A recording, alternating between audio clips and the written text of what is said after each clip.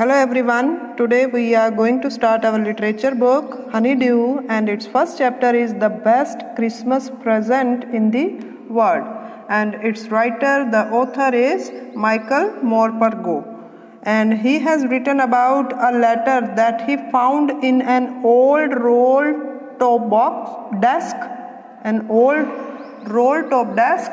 and there was something special in that letter. Let's read about it.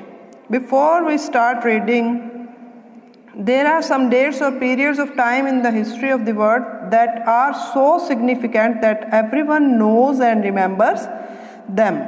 कुछ dates होती हैं, कुछ periods of time होते हैं जो कि दुनिया के इतिहास में, और वो इतनी important and periods of time कि हर कोई उन्हें याद रखता है और उन्हें जानता है.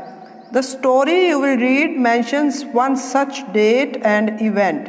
जो स्टोरी अब हम पढ़ेंगे उसमें भी एक ऐसी ही डेट जो कि वर्ल्ड की हिस्ट्री में इम्पोर्टेंट है, ऐसी ही डेट और ऐसी ही एक घटना जिसे हर कोई जानता है और याद रखता है, उसके बारे में अब हम पढ़ेंगे.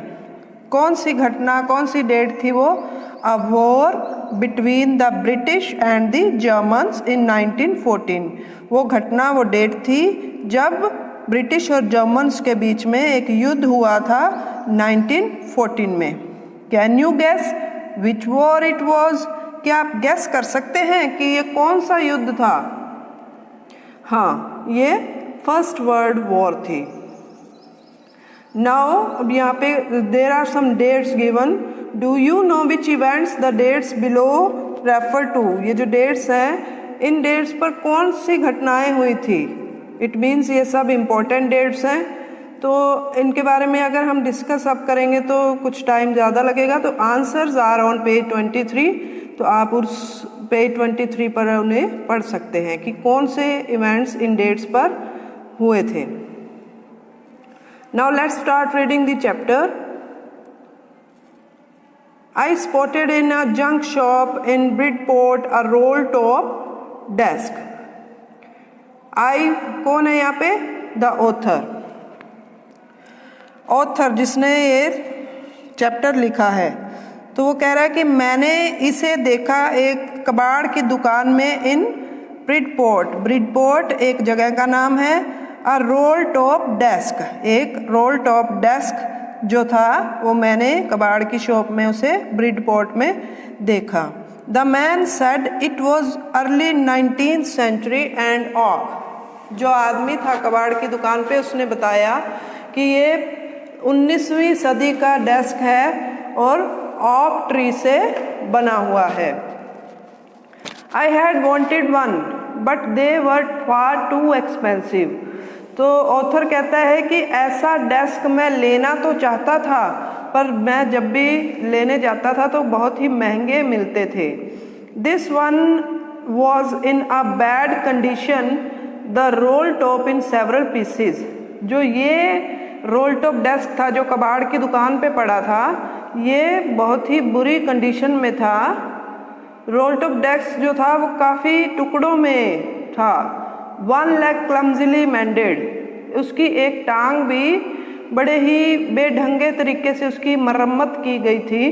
Scorch marks all down one side. उसके ऊपर खरोंचों के निशान थे, एक साइड से डाउन हुआ पड़ा था. It was going for very little money. पर वो काफ़ी थोड़े पैसों में ही बिक रहा था. I thought I could restore it. मैंने सोचा कि मैं इसे ठीक कर सकता हूँ. मतलब ऑथर ने सोचा कि ये जो पुराना डेस्कटॉप है, चाहे इसकी हालत खस्ता है, पर मैं इसे ठीक कर सकता हूँ. काफ़ी सस्ते में मिल रहा था.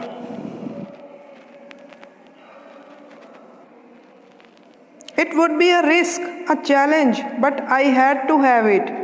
इसे खरीदना एक रिस्क होगा, एक चैलेंज होगा, मतलब क्या पता ठीक हो या ना हो, but I had to have it.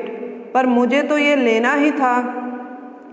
I paid the man and brought it back to my work room at the back of the garage. मैंने आदमी को पैसे दिए और इसे खरीद लिया और इसे मैं अपने वर्करूम में ले गया। कहाँ था वर्करूम? गैरेज के पीछे। I began work on it on Christmas Eve. मैंने इस पर काम करना मतलब इसकी मुरम्मत करना शुरू किया on Christmas Eve, क्रिसमस की शाम को।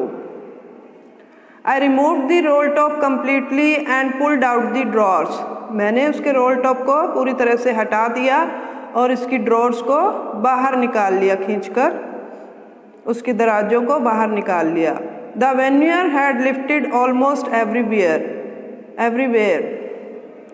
Veneer means जो सनमाइका फर्नीचर के ऊपर लगाई जाती है, थोड़ी शाइन होती है उसमें, उसको डेकोरेटिव बनाने के लिए, वो जगह जगह से उखड़ चुकी थी। It looked like water damage to me. ऐसे लग रहा था जैसे पानी ने मुझे डैमेज कर दिया हो, मीन्स उसकी हालत देखकर। Both fire and water had clearly taken their toll on this desk. पानी और आग दोनों ने ही उस पर अपना असर दिखाया था, मतलब उसे भी पूरी तरह से खराब कर दिया था। The last drawer was stuck fast. जो आखिरी इसकी ड्रॉर थी वो तो बुरी तरह से फंसी पड़ी थी। I tried all I could to ease it out gently. मैंने अपनी पूरी कोशिश की कि मैं इसे आराम से निकाल सकूं, इसे बाहर निकाल सकूं। In the end I used brute force. आखिरकार मैंने अपना पूरा जोर लगा दिया। I struck it sharply with the side of my fist and the drawer flew open to reveal a shallow space underneath a secret drawer. मैंने उसे तेजी से झटके से खींचा और मैंने अपनी मुट्ठी की साइड से उसको ठोक कर तेजी से स्ट्रक किया और ड्रॉर जो थी वो झटके से खुल गई और उसमें से एक शैलो स्पेस मतलब खाली जगह रिवील हुई, उजागर हुई, छुपी हुई जगह उजागर हुई। कहाँ थी? अंडरनीथ, नीचे। क्या था? एक सीक्रेट ड्रॉर थी, एक सीक्रेट रहस्यमय दराज थी। There was something in there. उस सीक्रेट ड्रॉर के अंदर कुछ था। I reached in and took out a small black tin box. मैं वहाँ पहुँचा, मतलब उस सीक्रेट दराज को खोला और वहाँ पर एक स्मॉल ब्लैक टिन बॉक्स मुझे मिला। Sellotaped to the top of it was a piece of lined newspaper and written on it in shaky handwriting. Jim's last letter received January 25, 1950. Cello tape लगी हुई थी उस पर, उसके टॉप पर, और एक लाइन नोट पेपर भी लगाया गया था, नोट चिपकाया गया था और उस नोट पेपर के ऊपर लिखा हुआ था कांपते हुए हाथों से, यानी हैंडराइटिंग से साफ पता लग रहा था कि कांपते हुए हाथों से लिखा गया था। क्या लिखा था? जिम्स लास्ट लेटर, जिम का आखिरी लेटर, रिसीव्ड जनवरी 25, 1915। ये तारीख भी उस पर लिखी हुई थी। To be buried with me when the time comes. और क्या बात लिखी थी कि इस लेटर को मेरे साथ ही दफना दिया जाए जब मेरे मौत का समय आए। जैसे आप इस पिक्चर में देख सकते हैं कि ये ऑथर को लास्ट ड्रॉर खोलने पर एक सीक्रेट ड्रॉर मिला और उसमें एक ये टिन बॉक्स मिला और उसके ऊपर सेलो टेप और एक नोट लगा हुआ है और उस पर लिखा है कि जिम्स लास्ट लेटर रिसीव्ड जनवरी 25, 1915 और लिखा था कि मेरे मृत्यु समय ही इसे मेरे साथ दफना दिया जाए। I knew as I did it that it was wrong of me to open the box. मैं जानता था कि ऐसा करना गलत होगा, कि बॉक्स को खोलना, किसी की प्राइवेट थिंग है ये, तो उसको खोलना एक गलत चीज़ होगी। But curiosity got the better of my scruples. पर जानने की जो इच्छा थी उससे मैं बेकाबू हो गया। इट यूजुअली डज, और ये हो गया, मतलब जब भी हमें कुछ जानने की बहुत ज़्यादा इच्छा होती है तो चाहे हमें पता हो कि ऐसा करना गलत है तो भी हम उसे कर देते हैं। तो वैसा ही ऑथर ने किया। Inside the box there was an envelope. Box के अंदर एक लिफाफा था। द एड्रेस रीड, उस लिफाफे पर एड्रेस था, Mrs Jim McPherson, 12 Copper Beeches, Bridport, Dorset. ये उस लिफाफे पर एड्रेस लिखा हुआ था, Mrs Jim McPherson, 12 Copper Beeches, Bridport, Dorset. Dorset उस जगह, उस शहर का name. I took out the letter and unfolded it. मैंने लेटर निकाला और उसे खोल लिया। It was written in pencil and dated at the top December 26, 1914। ये पेंसिल से लिखा गया था और उसके टॉप पर तारीख लिखी हुई थी December 26, 1914, मीन्स क्रिसमस से एक दिन बाद। 25 दिसंबर को क्रिसमस होता है, जैसे आप सबको पता ही है। तो December 26, 1914 को लिखा गया था। 1914 वही डेट आएगी फर्स्ट वर्ल्ड वॉर की, वही सेम डेट को ये लिखा गया था, सेम ईयर में। तो यहाँ से लेटर स्टार्ट होता है। सैल्यूटेशन लिखा गया है, dearest Connie, I write to you in a much happier frame of mind because something wonderful has just happened that I must tell you about at once. तो लिखने वाला जो भी पर्सन है उसने लिखा डियरेस्ट कोनी, जैसे कि एड्रेस में भी लिखा गया था, मिसेस जिम मैकपर्सन। तो कोनी मिसेस जिम मैकपर्सन का नेम है, तो उसको ये लेटर लिखी गई। I write to you in a much happier frame of mind because something wonderful has just happened. मैं अपने दिमागी हालत की सबसे खुशी की चरम सीमा पर हूँ जिस समय मैं ये लेटर लिख रहा हूँ, मतलब मैं बहुत खुश हूँ क्योंकि बहुत ही वंडरफुल हुआ अभी अभी, जो कि मैं तुम्हें बताना चाहता हूँ। अवश्य ही मुझे तुम्हें बताना चाहिए। अबाउट एट वंस, तुरंत ही मैं तुम्हें इसके बारे में बताना चाहता हूँ। We were all standing to in our trenches yesterday morning, Christmas morning.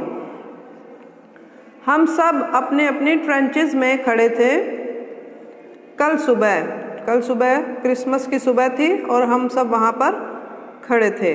Trenches जो युद्ध के समय बॉर्डर पर ज़मीन के अंदर खड्डे बनाकर अटैक के लिए तैयार रहते हैं सैनिक, तो उसे ट्रेंचेस कहते हैं। तो उसमें हम सब खड़े थे कल की सुबह जब क्रिसमस की सुबह थी। It was crisp and quite all about as beautiful a morning as I have ever seen, as cold and frosty as a Christmas morning should be। ये बहुत ही शांतिपूर्वक वहाँ पर माहौल था, खूबसूरत सुबह थी, ऐसी सुबह मैंने कभी भी नहीं देखी थी और बहुत ही ठंडी और फ्रोस्टी सुबह थी, जैसे कि क्रिसमस की सुबह होनी चाहिए। I should like to be able to tell you that we began it.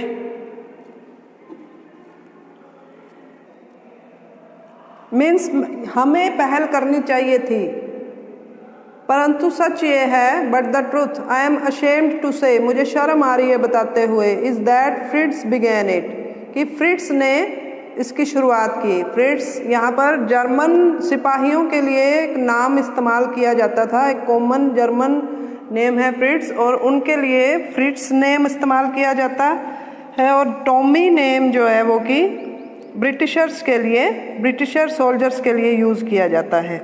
तो यहाँ पर जो घटना हुई उसके बारे में जिम ने पोनी को बताना शुरू कर दिया कि क्या हुआ, ऐसा क्या खास हुआ क्रिसमस के दिन जो कि उसे बहुत ही वंडरफुल लगा। तो वो उस घटना को बताने की शुरुआत करते हुए कहता है कि जो शुरुआत हुई, मैं चाहता था कि ये शुरुआत हमारी तरफ से होनी चाहिए थी, ब्रिटिशर्स की तरफ से होनी चाहिए थी, पर सच्चाई ये है जिसे मुझे बताने में बहुत शर्म आ रही है कि फ्रिट्स ने इसकी शुरुआत की, मतलब जर्मन सोल्जर्स ने इसकी शुरुआत की। First someone saw a white flag waving from the trenches opposite, पहले किसी ने एक सफ़ेद झंडा लहराता हुआ देखा दूसरी तरफ के ट्रेंचेस में से। मीन्स आप सीन क्लियर कर लें कि युद्ध का जो सीन, जैसे बॉर्डर में दोनों तरफ ट्रेंचेस हैं, एक तरफ ब्रिटिश और एक तरफ जर्मन, और ट्रेंचेस के अंदर सोल्जर्स अपनी अपनी पोजीशन लिए खड़े होते हैं और उधर से जर्मन्स की तरफ से एक झंडा लहराता हुआ उन्हें दिखाई देता है ट्रेंचेस के बीच में से ही।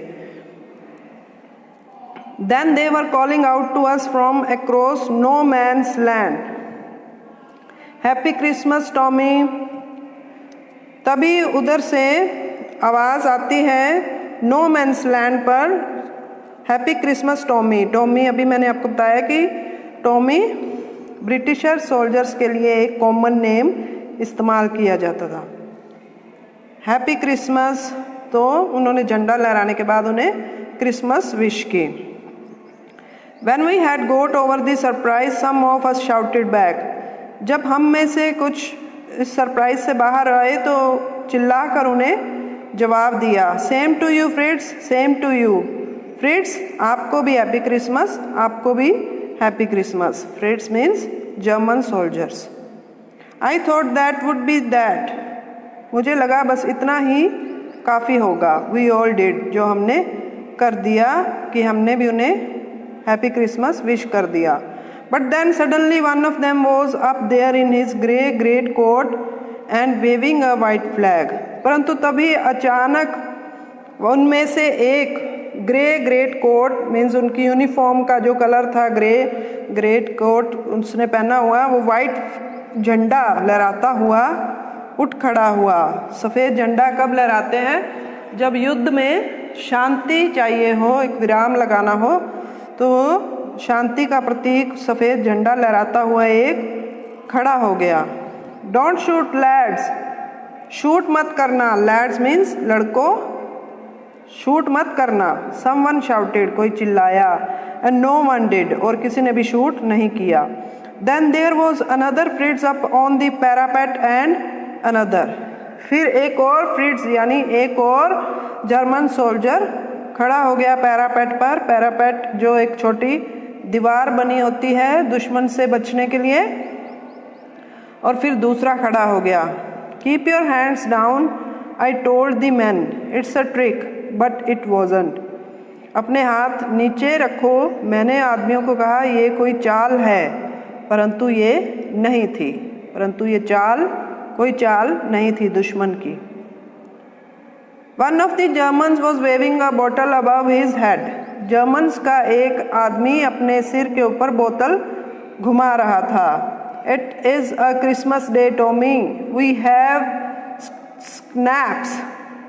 We have sausage. We meet you. Yes. It is a Christmas day. ये तो क्रिसमस का दिन है टॉमी। ब्रिटिशर सोल्जर्स से कह रहे हैं जर्मन सोल्जर्स कि आज तो क्रिसमस का दिन है, हमारे पास स्नैप्स हैं, सॉसेज हैं, हम तुमसे मिलते हैं। हाँ, हम तुमसे मिलने आ रहे हैं। मतलब स्नैप्स और सॉसेज, कुछ खाने पीने की चीज़ें, स्नैक्स वगैरह। By this time there were dozens of them walking towards us across no man's land and not a rifle between them. अब क्या हुआ कि दर्जनों के दर्जनों वो सिपाही, जर्मन सिपाही हमारी तरफ चलते हुए बढ़ने लगे। नो मैंस लैंड से आगे उन्होंने अक्रॉस कर लिया, और राइफल नहीं थी उनके पास, किसी के भी पास।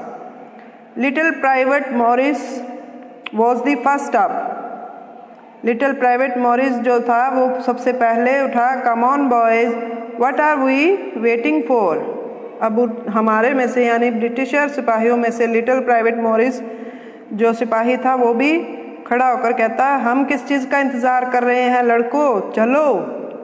And then there was no stopping them, और उसके बाद तो उन्हें रोकने वाला कोई नहीं था।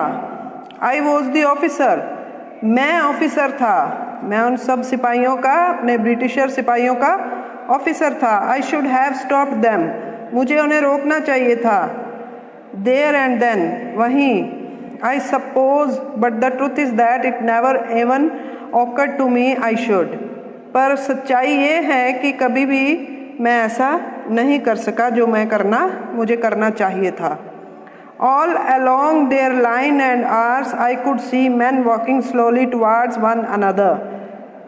लाइन्स क्रॉस करते हुए उनके और मैं देख सकता था आदमी धीरे धीरे एक दूसरे की तरफ बढ़ते हुए लोगों को मैं देख सकता था. ग्रे कोर्ट्स मीन्स जर्मन के सिपाहियों की यूनिफॉर्म और खाकी किसकी uniform?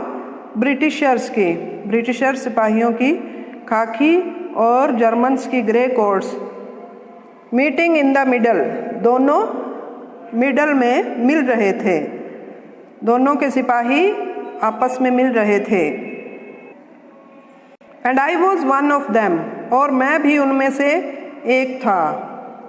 I was part of this, मैं भी उसका हिस्सा था. In the middle of the war we were making peace, युद्ध के बीचों बीच हम शांति बना रहे थे.